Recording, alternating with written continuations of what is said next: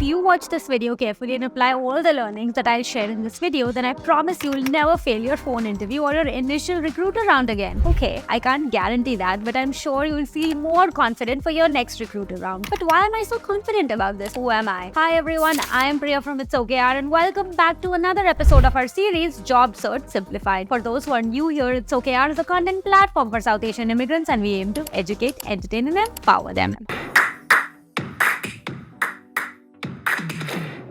And if you're still wondering, why should I listen to her? I work for Google and I have done hiring for many teams. Darshan, who's the founder of It's OKR, works for Indeed and is very tapped into the job market. He understands the nuances of recruitment, so we decided to combine our knowledge and share it with all of you. So here's what I'm going to share in this video. What is the recruiter looking for in this round? What is the most important question in this round? It's something you all love to hate. How to prepare for that question, some other important questions and how to answer them, next steps after this round. So let's get started. So what is the recruiter really looking for in this round? There are times when the recruiter shortlists a few resumes and shares that with the hiring manager, and your first round will directly be with the hiring manager or with someone in the hiring team. But there are many times when the recruiter shortlists a bunch of resumes and they don't want to overwhelm the hiring manager with that many interviews. So they do an initial screening with the candidate to filter out a few more people before they share their profiles with the hiring manager. Now this process may vary from company to company, but it's good to have this overall understanding of this initial hiring process. Now that we have this context, let's understand what this round is for. The recruiter will usually use this opportunity to describe the company and position they're hiring for, ask questions to see if you meet the basic requirements for the role, if the position matches what you are looking for, and if you're genuinely interested in pursuing the role, answer any questions that you may have about the company, role, or the hiring process. From their questions, they are trying to gather basic information about your skills, experience, personality, communication, culture fit, and your salary expectation. And they do this by asking you certain questions. And you know what their favorite question is? Tell me about yourself. One question that we all hate from the bottom of our heart, right? The first thing that comes to our mind when a recruiter asks us this question is, it's all in my resume if you bothered to read it. Well, I want to break this myth for you. 90% of the time, the recruiter has read your resume. They are not winging it, unlike a lot of us. In fact, you can be sure that a copy of your resume is in front of them while they are talking to you. They ask this question to understand two things about you. Number one, your communication skills, and number two, are you a fit for this role? Now, what do I mean by this? Believe it or not, your job will require you to communicate with others. It could be sharing updates or managing a team or asking relevant questions. The most basic test that a recruiter applies to check your communication is whether you can speak about yourself and your past work for a minute or so. And from your answer and your work history, they are able to gauge if you are somewhat a fit for this role. Now that we have understood why the recruiter asks this, let's try to understand how to actually answer this question. You'll find a ton of videos on the internet suggesting different ways to answer this, but the format that works the best for me is present, past and future. So what is the present, past, future format? Basically, divide your answer, tell me about yourself, into three sections. In the first part, you will talk about your present job. It should include a couple of lines about what's your role, where do you work, and a couple of key responsibilities in the role. Next, you talk to them about your past roles. If you've had multiple jobs in the past, only talk about the roles that are most relevant to the role that you are interviewing. For example, I worked as a software developer earlier, but my past two roles have been all about marketing. Then in my answer, I will not talk about my experience as a software developer because it's not relevant to the role that I'm interviewing for. However, you can spin it up and say something like, I'm an engineer by education and a marketer by passion. More on that later, but remember, it's important to answer this as a story and not bullet.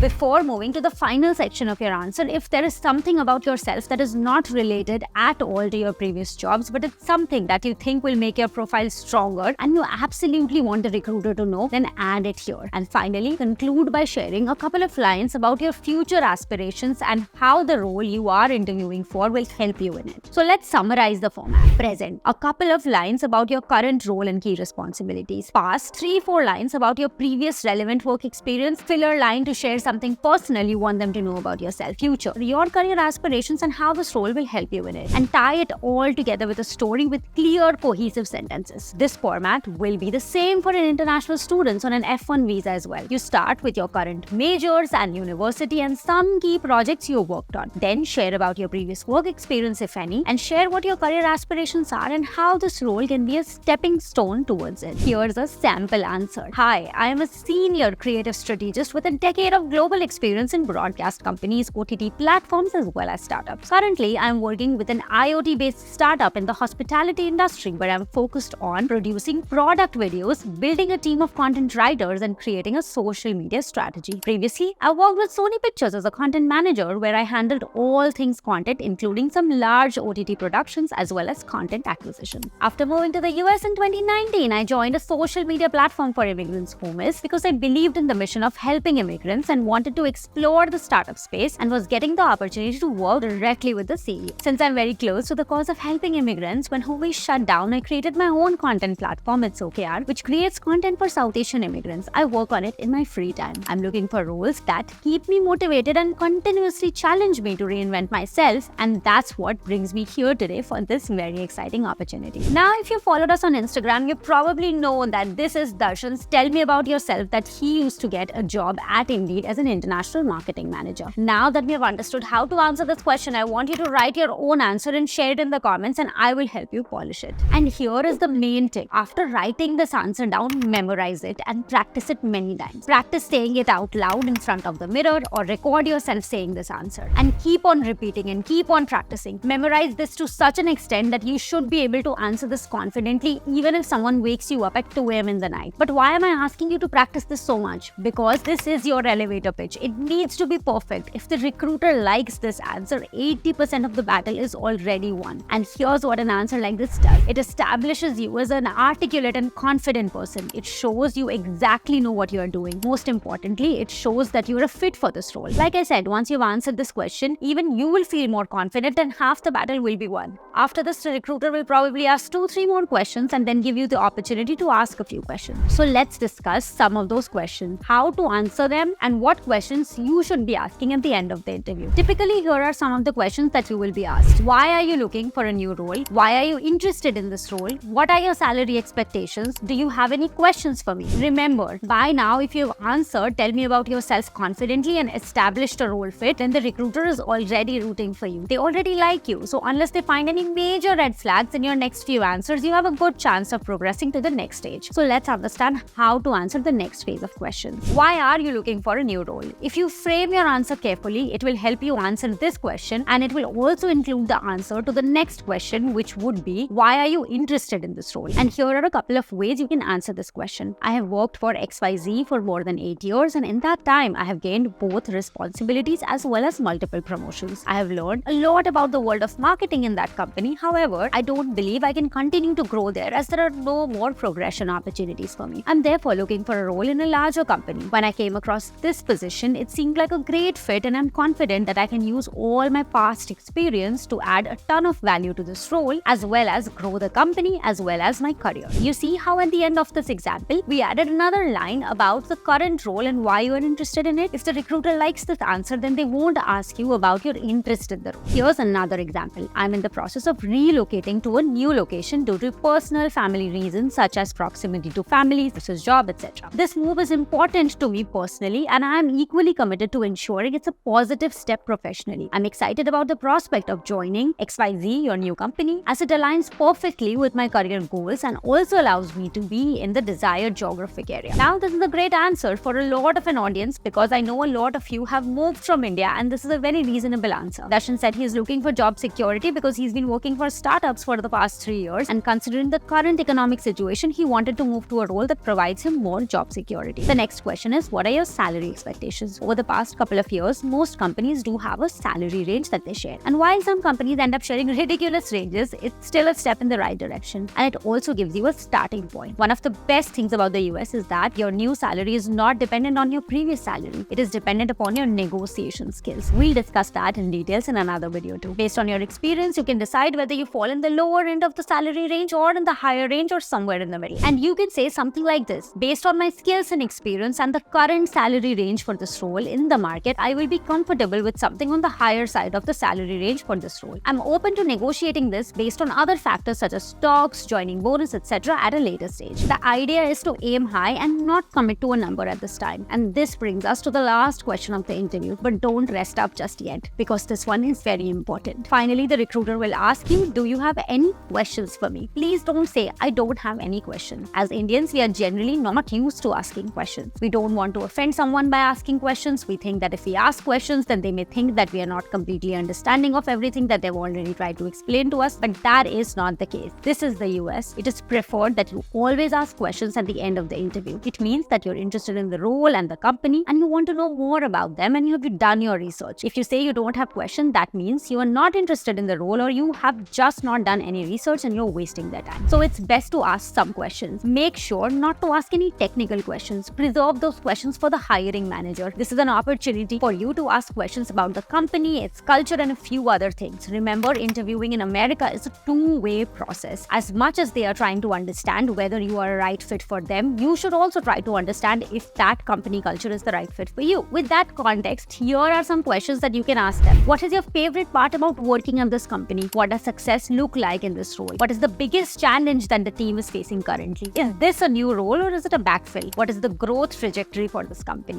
One other important question to ask before the end of the interview is, what are the next steps? Based on their answer, you can assume a couple of scenarios. If they say they'll get back to you, chances are they didn't really like you that much or they're a little bit confused. If they say that they'll share your profile with the hiring manager and you can expect a response within the couple of days, they probably like you and they usually rely on the hiring manager to take that call. If they have really liked you, they will say that they'll share the details of the next round in a day and they'll also share some tips that will help you prepare for that round. Now, obviously, that's pretty much not the case 100% of the time, but this is what we've observed interacting with multiple recruiters. Remember to send a thank you email within 24 hours and try to mention at least one instance from your conversation that you enjoyed in that email. The thank you email also gives you the opportunity to share any additional information about yourself that you wanted them to know but didn't have the opportunity to share during the interview. And that's it for today. I really hope you found this video helpful. So please hit that like, share, and subscribe button to our channel. Let us know what kind of challenges you are facing in your job search process and we will try to create more content around it. Thank you so much for watching, and if things aren't going your way, remember it's okay because they will eventually turn around. This is Priya signing off. Have a wonderful day and best of luck with your job interview.